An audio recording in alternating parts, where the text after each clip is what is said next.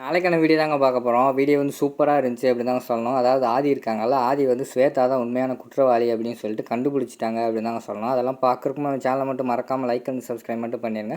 First எடுத்தோடனே ஆதி வந்து அந்த போலீஸ் ஸ்டேஷனில் வந்து அந்த இன்ஸ்பெக்டர்கிட்ட பேசிக்கிட்டு இருக்க மாதிரி தான் காட்டிகிட்டு இருக்காங்க. சார், பாரதி பற்றி உங்களுக்கு என்ன தெரியும்? அவங்க எவ்வளோ நேர்மையானவங்க, எவ்வளோ நல்லவங்கன்னு எனக்கு தான் சார் தெரியும். அவங்க ஒரு புழு பூச்சி கூட கெட்டது நினைக்க மாட்டாங்க. அப்படி பண்ணவங்க வந்து அவ்வளோ பெரிய அமௌண்ட் வந்து திருடி இருப்பாங்க நீங்கள் நினைக்கிறியா? Never sir. அதனால் வந்து உண்மை என்னன்னு வந்து நான் கண்டுபிடிச்சு உங்கள்கிட்ட சொல்கிறேன். இப்போ வந்து பாரதி வந்து நிறைய சாப்பிடாமல் இருக்காங்க காலையிலேருந்து. அதனால் அவங்களுக்கு வந்து இப்போ சாப்பிட மட்டும் பெர்மிஷன் கொடுங்க அப்படின்னு சொல்லிட்டு ஜூஸ் எல்லாமே கொடுக்காங்க. உடனே இன்ஸ்பெக்டர் வந்து சொல்கிறாரு, சார் என்ன சார் உங்கள் இஷ்டத்துக்கு பண்ணிக்கிட்டு இருக்கீங்க? நீங்கள் பாட்டில் வாரீங்க, பேசுகிறீங்க, ஜூஸ் கொடுக்குறீங்க, என்கிட்ட ஒன்றும் சொல்ல மாட்டேங்கிறீங்களே அப்படிங்கிற மாதிரி வந்து இன்ஸ்பெக்டர் சொல்கிறாரு. சார், இப்போ நீங்கள் பெர்மிஷன் கொடுத்தா நல்லது, இல்லைன்னா நான் வந்து ஐஜிக்கு கால் பண்ண வேண்டி வரும் அப்படிங்கிற மாதிரி சொன்னோடனே அந்த போலீஸ் இன்ஸ்பெக்டர் வந்து பயந்துடுறாரு. சரி சார் பாருங்கள் அப்படிங்கிற மாதிரி சொன்னோடனே நம்ம பாரதி வந்து அழுதுகிட்டு இருக்காங்க. என்ன பாரதி இதுக்கெல்லாம் போய் அழுதுகிட்டு இருக்கீங்க? நீங்கள் இன்னும் எவ்வளவோ பார்க்க வேண்டியிருக்கு. பாரதி வந்து எவ்வளோ தைரியமான பொண்ணுன்னு நான் நினச்சிக்கிட்டு இருக்கேன். நீங்கள் என்னடா இதுக்கு இப்போலாம் போய் அழுதுகிட்டு இருக்கீங்களே? நீங்கள் ஒன்றும் கவலைப்படாதீங்க. இந்த ட்ரிங்க்ஸை குடிச்சிட்டு நீங்கள் வெயிட் பண்ணிக்கிட்டு இருங்க இங்கே. சார், நீங்கள் உங்கள் வேலையை பாருங்கள். நான் போயிட்டு இது உண்மையான குற்றவாளி யார் அப்படின்னு சொல்லிவிட்டு நான் வந்து அவனை பிடிச்சி தூக்கிட்டு வரேன் அப்படிங்கிற மாதிரி சொல்லிவிட்டு அந்த இடத்துல இருந்து நம்ம ஆதி போகிற மாதிரி காட்டுறாங்க.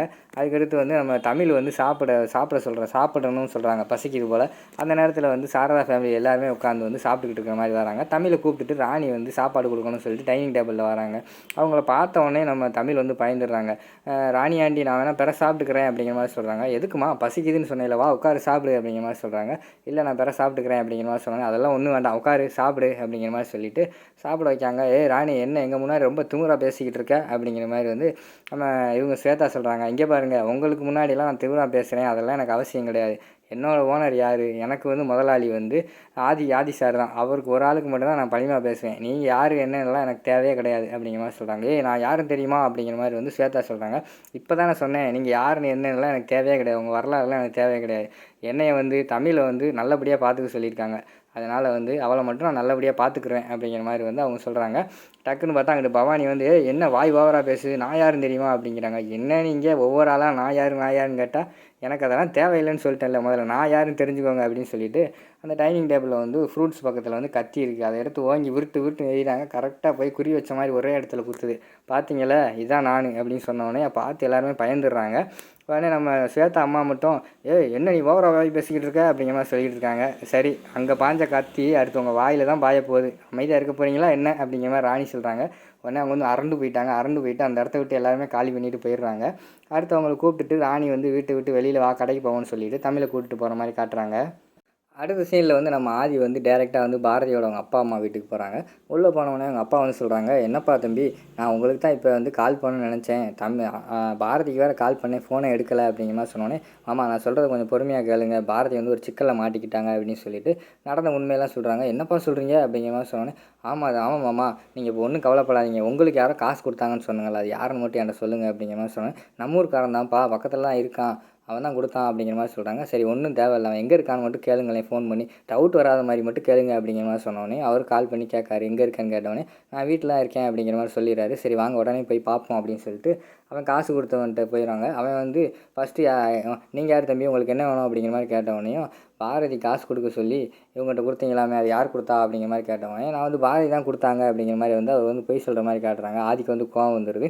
பட்டார்னு கன்னத்தில் 4 உப்பு வச்சுறாரு. இப்போ உண்மையை சொல்லுங்கள், இப்போ யார் கொடுத்தா அப்படிங்கிற மாதிரி கேட்டவொடனே உண்மையை சொல்லிடுறாரு. எனக்கு ஒருத்தன் இந்த ஏரியாவில் ஒருத்தன் தான்ப்பா கொடுத்தான், இந்த பேரை சொல்லி கொடுக்க சொன்னான், அப்படி கொடுத்தீங்கன்னா உங்களுக்கு காசு தரேன், நான் காசுக்காண்டி தான்ப்பா இப்படி பண்ணிட்டேன் அப்படிங்கிற மாதிரி சொன்னோன்னே, சரி இப்போ அவன் எங்கே இருப்பான் அப்படிங்கிற மாதிரி சொன்னோன்னே, அவன் இங்கே ஊரில் தான்ப்பா ஃப்ரெண்டு கூட தான் சுற்றிக்கிட்டு இருப்பான், இப்போ போனால் பார்க்கலாம் அப்படின்னு சொல்லிட்டு அவனை பார்க்க கிளம்பிடுறாங்க. அவன் வந்து ரோட்டில் அவங்க ஃப்ரெண்டு கூட அந்த ஆட்டையை போட்டாங்கல்ல காசு, அவங்க எல்லாருமே அங்கிட்டு ஒரு இடத்துல கூட்டமாக நின்றுட்டு இருக்க மாதிரி காட்டிக்கிட்டு இருக்காங்க. அதை பார்த்தவொன்னே என்ன பண்ணிடுறாங்க, நம்ம ஆதி வந்து இறங்கி போயிட்டு, இப்போ நான் கேட்குற கேள்விக்கு மட்டும் நீங்கள் உண்மையை சொன்னீங்கன்னா உங்களுக்கு ஒரு பிரச்சனையும் கிடையாது, இல்லைன்னா அவ்வளோதான் அப்படிங்கிற மாதிரி சொன்னோன்னே, இங்கே பாடுறா தம்பி வந்து பயங்காட்டுது, ஏதோ உண்மையை சொல்லணுமாம்ல, இப்போ அடி வாங்கி தான் போகுது தம்பி அப்படிங்கிற மாதிரி அந்த ரவுடி சொன்னோடனே அவங்களே 4 ஒப்பு வச்சிடுறாரு ஆதி. அடி வாங்கினோடனே பயத்தில் வந்து, சொல்லுங்கள் சார் என்ன சொல்லணும்னு கேட்டோடனே, இப்போ பாரதிக்கிட்டேருந்து காசு திருடினது யார் அப்படின்னு கேட்டோன்னே, நாங்கள் தான் சார் திருடணும் அப்படிங்கிற மாதிரி சொல்கிறாங்க. யார் திருட சொன்னால் அந்த உண்மையை சொல்லுங்கள் அப்படிங்கிற மாதிரி சொன்னோன்னே, ஸ்வேதா மேடம் தான் சொன்னாங்க, அவங்க சொல்லி தான் நாங்கள் பண்ணோம் அப்படிங்கிற மாதிரி சொன்னோன்னே, ஓ அப்படியா, வா உங்கள் போலீஸ் ஸ்டேஷனுக்கு போவோம் அப்படிங்கிற மாதிரி சொல்லிவிட்டு அவங்க 2 பேர்த்த போலீஸ் ஸ்டேஷனுக்கு இழுத்துட்டு வராங்க. அதில் ஒருத்தன் மட்டும் தவறி ஓடிடுறான், கையை தட்டி விட்டு ஓடிடுறான். இவரை வந்து போலீஸ் ஸ்டேஷனுக்கு இழுத்துட்டு போகிற மாதிரி காட்டுறாங்க. அவன் உடனே வந்து அந்த ஸ்வேதாக்கு அந்த தப்பிச்சு ஓடினால அவன் வந்து ஸ்வேதா கால் பண்ணிடுறான். மேடம் இப்படி ஆகிப்போச்சு அப்படிங்கிற மாதிரி சொன்னோன்னே ஸ்வேதா வந்து உங்களை தான் 2 நாள் ஊருக்குள்ளே இருக்கக்கூடாதுன்னு சொன்னேன்ல, என்ன இப்படி பண்ணிட்டீங்க அப்படின்னு சொல்லிட்டு ஃபோனை வச்சுட்டு நம்ம அறிவுக்கிட்ட சொல்கிறாங்க. எப்பா இப்படியெல்லாம் ஆகிப்போச்சுப்பா, மாமா வந்து உண்மையை கண்டுபிடிச்சிட்டாரு அப்படிங்கிற மாதிரி சொன்னோன்னே, என்னம்மா நான் தான் கொஞ்சம் நாள் கழித்து பண்ண சொன்னேன்லம்மா, அதுக்குள்ளே என்னம்மா அப்படிங்கிற மாதிரி சொல்கிறாங்க.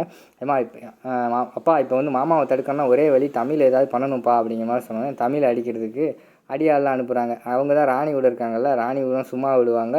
அந்த அடியாள் போய் வழிமறிக்கிறாங்க தமிழையும். அவங்க பார்த்தா ராணி வந்து எல்லாத்தையுமே அடி வெளுத்து விட்டுறாங்க. அடி வெளுத்த உடனேயும் எல்லா ரவுடிகளும் பயந்து ஓடிடுறாங்க. யாருக்கிட்ட, இந்த ராணிக்கிட்டையா அப்படிங்கிற மாதிரி சொல்லிகிட்டு இருக்காங்க. உடனே அவன் தமிழ் வந்து சொல்கிறாங்க, ஆண்டி சூப்பராக சண்டை போடுறீங்க, எங்கள் அப்பாவும் இப்படி தான் சண்டை போடுவார் அப்படிங்கிற மாதிரி சொன்னோடனே அப்படியா சூப்பர் சூப்பர் அப்படின்னு சொல்லிட்டு அவங்க வீட்டுக்கு வர மாதிரி காட்டுறாங்க. அடுத்து போலீஸ் ஸ்டேஷனில் வந்து என்னம்மா வெள்ளிக்கிழமை சாயங்காலம் ஆயிடுச்சு, உன்னை ரிமாண்ட் பண்ணியே ஆகணும், சனி ஞாயிறு வந்து கோர்ட்டு லீவு, உடனே கிளம்பணும், உங்கள் புருஷன் வந்து யாரையோ கூட்டு வரேன்னாரு, இன்னும் வரவே இல்லை அப்படிங்கிற மாதிரி சொல்லிகிட்டு இருக்காங்க. அதுக்கு பாரதி வந்து சொல்கிறாங்க, சார் கொஞ்சம் வெயிட் பண்ணுங்கள் வந்துடுவார் அப்படின்னு சொல்கிறாங்க. சரின்னு சொல்லிட்டு வெயிட் பண்ணிக்கிட்டு இருக்கிற மாதிரி காட்டுறாங்க. அதோட பார்த்தீங்கன்னா அந்த எபிசோட வந்து முடிச்சிடுறாங்க.